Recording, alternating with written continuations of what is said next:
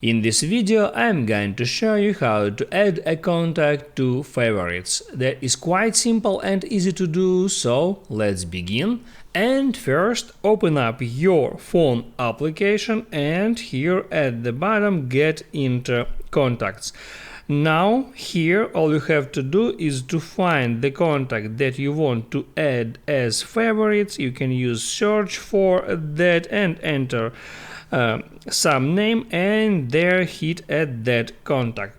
Now all you have to do is to hit there on add to favorites and there select message, call or video. I'll hit on call and there hit add mobile number.